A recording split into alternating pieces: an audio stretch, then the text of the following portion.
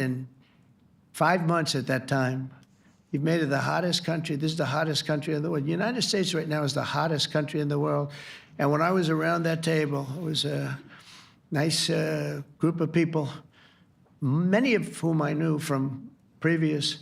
When I saw the passion they had for the country, almost everyone, and you probably have the tapes, it was very public, but almost every one of them said, thank God for the United States. Without the United States, they couldn't really have NATO. It wouldn't work. It wouldn't work. It will in the future because now they're paying much more money, but it wouldn't work. It was great. And I left here differently. I left here saying that these people really love their countries. It's not a ripoff, and we're here to help them protect their country. Okay, we'll do one or two more. Thank you, Mr. President. Yeah. A question on Spain. Are you satisfied with today? Oh, I think Spain's terrible what they've done. No, I do. They're the only country that won't pay the full up. They want to stay at 2%. I think it's terrible. And, you know, they're doing very well. The economy is very well. And that economy could be blown right out of the water with something bad happening. You know, Spain is the only country that... Are you from Spain? Yeah. Good, congratulations. You're the only country that is not paying. I don't know what the problem is. I think it's too bad. So we'll make it up. You know what we're going to do? We're negotiating with Spain on a trade deal. We're going to make them pay twice as much. And I'm actually serious about that. We're going to make Spain... I like Spain. I have so many people from Spain that it's a great place and they're great people. But Spain is the only country out of all of the countries that refuses to pay. And, you know, so they want a little bit of a free ride. But they'll have to pay it back to us on trade because I'm not going to let that happen. It's unfair. It's unfair to NATO. All right, sir, please. Go ahead, right in the back. Yeah, you, tall one. The tall man. Mr. President, Johannes Petra from Austrian National Television. How are you? You once said that you would end the Ukraine war in 24 hours. You later said you said that sarcastically. Well, of course it was sarcastic. But you've now been in office for 5 months and 5 days. Why have you not been able to end the Ukraine war? Because it's more difficult than people would have any idea. Vladimir Putin has been more difficult. Frankly, I had some problems with Zelensky. You may have read about him. And it's been more difficult than other wars. I mean, look, we just ended a war in 12 days that was simmering for 30 years, frankly. We ended Rwanda and the Congo. It's coming to sign the documents. We've already signed basic documents, but they're coming, I think, to the White House on Friday. We ended, Serbia was going to go at it. But maybe the most important of all, India and Pakistan. And that wasn't whether or not they may someday have nukes like we're talking about in the Middle East, like we're talking about with Israel and Iran. This is they have nuclear weapons. I ended that with a series of phone calls on trade. I said, look, if you're going to go fighting each other, it was getting very bad. You know how bad that last attack was. It was really bad. If you're going to go fighting each other, we're not doing any trade deal. No, no, no, you have to do a trade deal. I said, we're not doing any trade deal. And in fact, I had the general, who was very impressive. The general from Pakistan was in my office last week. You know, Prime Minister Modi is a great friend of mine. He's a great gentleman. He's a great man. And I got them to reason. I said, we're not doing a trade deal if you're going to fight. And if you're going to fight each other, we're not doing a trade deal. And you know what? They said, no, I want to do the trade deal. We stopped the nuclear war. Go ahead. Go ahead, Jeff. Here's another beauty, Jeff. He's a beauty, all right. Go ahead. Mr. President, a follow-up on Ukraine. Will the United States contribute any more money to Ukraine's defense this year to the $5 billion that allies are giving? And one question, you had another meeting with the Dutch opposition leader, Mr. Wilders. Can you tell us about that meeting? And are you upset about his anti-Muslim stance? I'm not upset about it. It's just his view. He's unhappy with the way things are going in this country and various countries. He was an opposition leader. And I was asked to meet with the opposition leader by the people that are running. I think they have some deal where if you have a meeting, you're supposed to meet with an opposition leader. I said, that's strange. We don't do that. But I met with I didn't know him. He seemed like a very nice guy, but he's in opposition to the current people, and that was set up by the current people. So I assume when I met with the prime minister, you're supposed to meet with the opposition. We'll have to try that sometime in our country. Let's not do it. But I thought he was very good. As far as money going, we'll see what happens. There's a lot of spirit. Look, Vladimir Putin really has to end that war. People are dying at levels that people haven't seen before for a long time. Go ahead.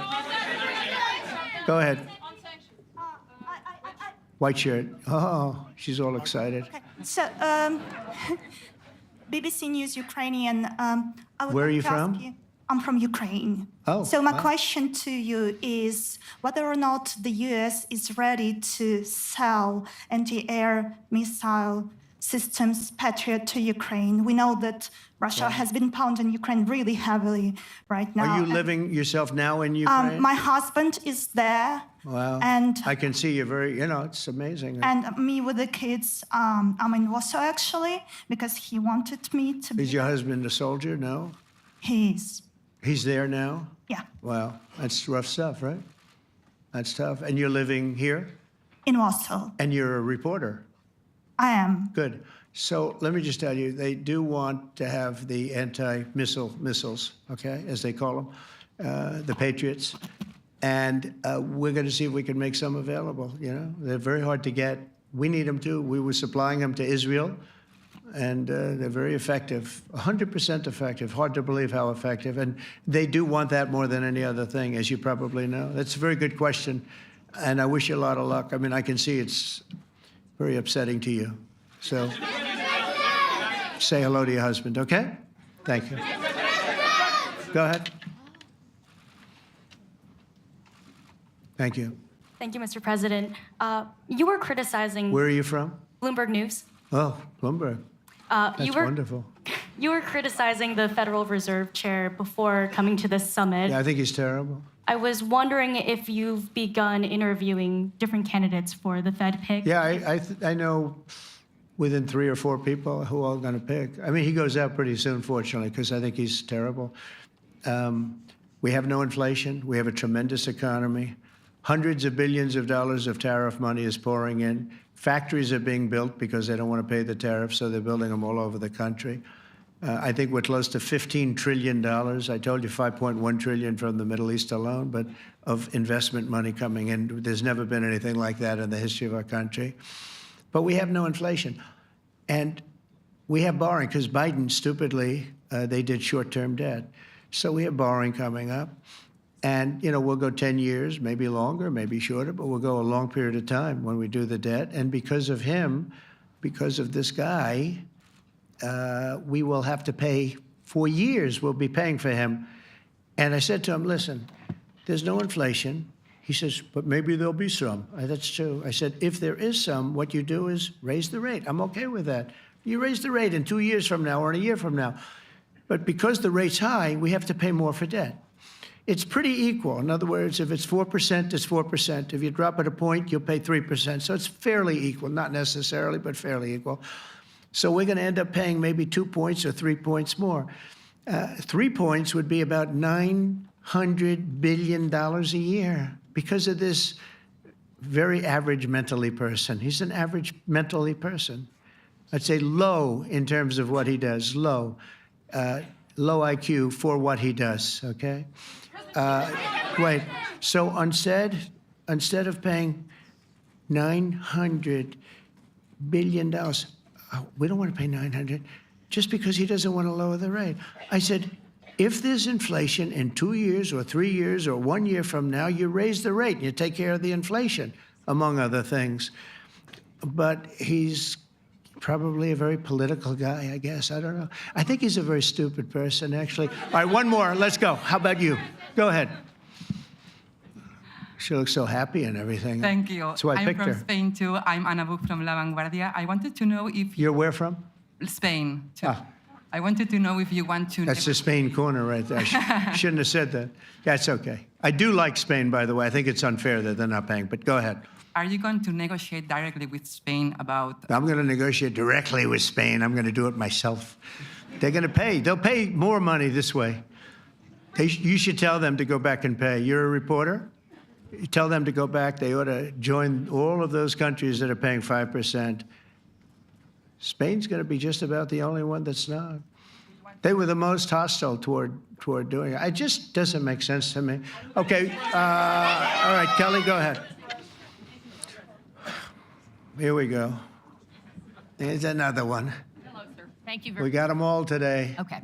So, Mr. President, you talked about expecting some on-the-ground assessments at Fordo and other Yeah. sites. Now here- Is that here again. Israeli and U.S.? It's been obliterated, Kelly. It's What is your message obliterated. then, sir, to the intelligence community when they present reports? You're not disputing the DIA report. You're just They presented a exists. report that wasn't finished. We're talking about something that took place 3 days ago. I understand that's The report was initial done assessment. So 2 what days is ago. your- Wait a minute. Yes. They didn't see it. All they can do is take a guess. Now, if you take a look at the pictures, if you take a look how it's all blackened, you know the fire and brimstone is all underground because it's granite and it's all underground. You don't show it. But even there, with all of that being said, the whole area for 75 yards around the hole where it hit is black with fire. The group that's run by this gentleman, in fact, you may want to talk about it for a second because we're going to issue a report. And I think it's not even a very exciting report at this point. It's been obliterated, totally obliterated.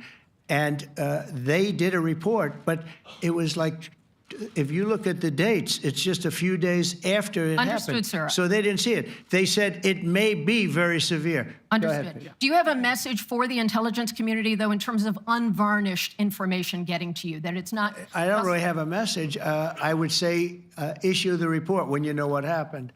I wouldn't say that it could be severe or maybe not. They use the word severe. It could be severe or maybe it's not.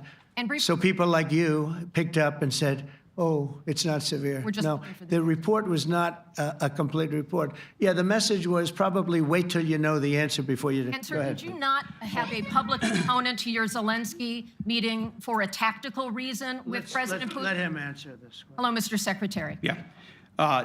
There's a reason the president calls out fake news for what it is. These pilots, these refuelers, these fighters, these air defenders, the skill and the courage it took to go into enemy territory flying 36 hours on behalf of the American people and the world to take out a nuclear program is beyond what anyone in this audience can fathom. And then the instinct of CNN, the instinct of the New York Times, is to try to find a way to spin it for their own political reasons to try to hurt President Trump or our country. They don't care what the troops think. They don't care what the world thinks. They want to spin it to try to make him look bad based on a leak. Of course, we've all seen plenty of leakers. And what do leakers do? They have agendas. And what do? Do they share the whole information or just the part that they want to introduce? And when they introduce that preliminary, a preliminary report that's deemed to be a low assessment, you know what a low assessment means? Low confidence in the data in that report. And why is there low confidence? Because all of the evidence of what was just bombed by 12 30,000-pound bombs is buried under a mountain, devastated and obliterated. So if you want to make an assessment of what happened at Fordo, you better get a big shovel and go really deep, because Iran's nuclear program is obliterated. And somebody somewhere is trying to leak something to say, oh, with low confidence, we think maybe it's moderate. Those that dropped the bombs precisely in the right place know exactly what happened when that exploded. And you know who else knows? Iran. That's why they came to the table right away, because their nuclear capabilities have been set back beyond what they thought were possible because of the courage of a commander-in-chief who led our troops, despite what the fake news wants to say. But you're not disputing the report said what it said, even though it was initial. The report said what it said, and it was fine. It was severe, they think, but they had no idea. They shouldn't have issued a report until they did, but we've gotten the information. I think Pete said it better than you can say it. And, you know, you should be proud, you, especially you, should be proud of those pilots, and you shouldn't be trying to demean them. No, there's those pilots flew at great risk, a big chance that they'd never come back home and see their husbands or their wives. Let me just tell you, you and NBC, fake news, which is one of the worst, and CNN, New York Times, are all bad. They're sick. There's something wrong with them. But you know what? You should be praising those people instead of trying to find some. By trying to go and get me, you're hurting those people. They were devastated. You know, I got a call from Missouri, great state, that I won 3 times by a lot. And I got a call that the pilots and the people on the plane were devastated because they were trying to minimize the attack. And they all said it was hit. But we don't think it was really maybe hit that badly. And they were devastated. They put their lives on the line, and then they have, and I'm not referring to you, but real scum come out and write reports that are as negative as they could possibly be. It should be the opposite. You should make them heroes and heroines. You should make them really people that they were so devastated when they heard this news. And you know what they said? One of them, I spoke to one of them, said, "Sir, we hit the site. It was perfect. It was dead on," because they don't understand fake news, because they have a normal life, except they have to fly very big, very fast planes. But it's a shame. You should be making them heroes. All right, in the back. Go ahead, back, white, yeah. White jacket, yeah. Go ahead, give my mic. Hello. Deborah Haynes from Sky News. Good. Mark Rutte, the NATO chief, who Mark. is your friend, he called you daddy earlier. Do you regard your NATO allies as kind of children? No, he likes me. I think he likes me. If he doesn't, I'll let you know. I'll come back and I'll hit him hard, okay? No? Do you He did regard- it very affectionate. Daddy, you're my daddy. Do you regard your NATO allies, though, as kind of like children, and they're obviously listening to you and they're spending more, and you're obviously appreciative of that, but do you hope that actually they're going to be able to defend themselves, defend Europe on their own? I think they need help a little bit at the beginning, and I think they'll be able to, and I think they're going to remember this day. And this was a big day for NATO. You know, this was a very big day. They took it. One of the gentlemen said, "You know what? We've been trying to raise the rate for 30 years," he said, 20 years, from almost the beginning.